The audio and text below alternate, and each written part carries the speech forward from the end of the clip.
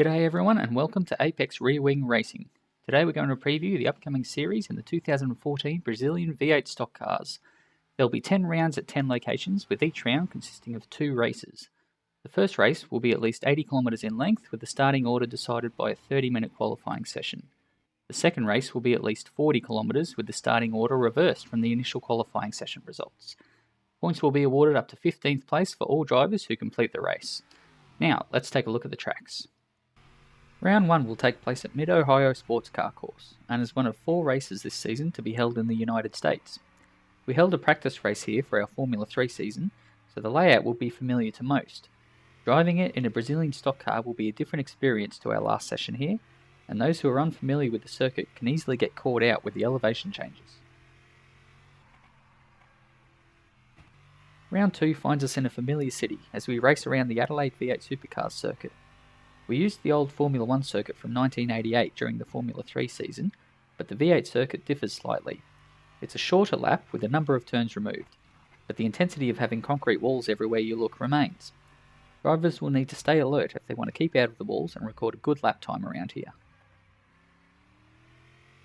Round 3 takes us back to the US and to Sebring International Raceway. A popular track with endurance races, it's a long lap with long straights and some good passing opportunities. We held a test session here with the Brazilian stock cars, so most drivers should have some decent track knowledge if they hadn't already. For round 4, we're off to the first of 2 tracks in England, Brands Hatch. It held the British Formula 1 Grand Prix until 1986, and as such, many of the ARW drivers have driven the track when we've raced classic Formula 1 events during silly season in years past. One particular corner to look out for is Sheen Curve. It's an almost blind corner which Madbird terrifyingly deemed the kink in a previous race here. The first half of the season finishes with round 5 at Surfers Paradise. Just like Adelaide, the V8 supercar layout at Surfers has been significantly shortened since the departure of the American Champ cars after 2007. With the introduction of a light rail system through the Gold Coast, organisers had no choice but to reconfigure the south end of the circuit, losing 1 chicane and 3 corners. ARW driver Goofball Antics expects to do well around Surfers, feeling he has a hometown advantage. We make our way back to the US for round 6, this time we're at Road America. Holding both NASCAR and IndyCar races, Road America is another popular track amongst racing fans. ARW has never held a race or test session here before, but some of our drivers have many laps experience in different series across platforms like Project Cars and iRacing.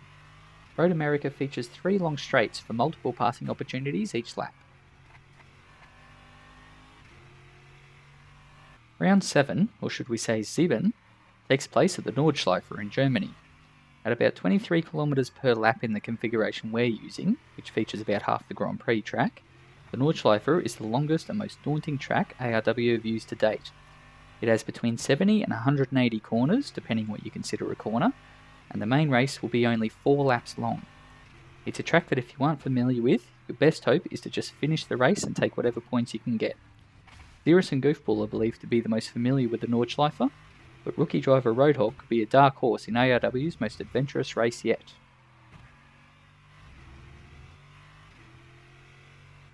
We're back to England for round 8, this time experiencing Silverstone as it was before the most recent upgrades were completed in 2011.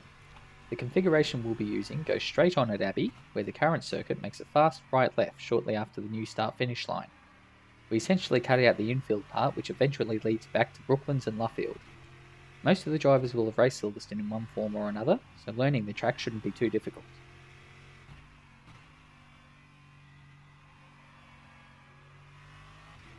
Round 9 takes us back to the US for Road Atlanta. One of the lesser known tracks this season, it's hosted NASCAR, Indy Lights and American Le Mans in the past.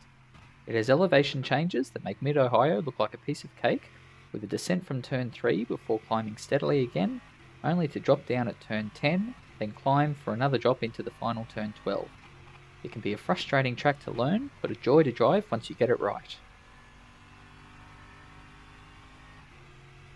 The season-ending round 10 will take place at Mugello Circuit in Italy.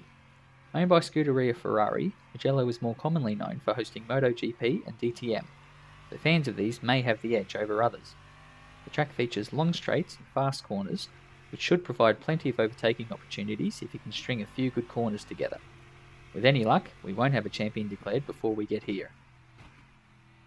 Now that we've looked at the tracks, let's check out the drivers who are starting the season with us. Going alphabetically, we start with number 23, Ariel Fox. Ariel Fox supports Carlton Football Club, so he clearly likes bad football teams, and given his sponsor, he likes even worse beer. His dislikes include land foxes. Next up, we have car number 2, Bagsy. Bagsy likes being a bit of a hero and pushing people who've run out of fuel over the finish line. He also likes adding salt to his coffee. His dislikes include sugar in his coffee. In car number 12, we have Bang. Bang likes test driving new tracks for us, and also enjoys Werther's original butterscotch candies. His dislikes include damn kids on his lawn. In the 05 car, we have James. James enjoys stupid math homework problems involving trains and their destinations, and pretending to be James May. He doesn't like spelling things forwardsly. Number 82 is Goofball Antics. Goofball likes underfueling his car for a race, and also enjoys peanut butter M&Ms. He hates it when he forgets to finish his beer before the end of qualifying. In car number 7 is Rambo.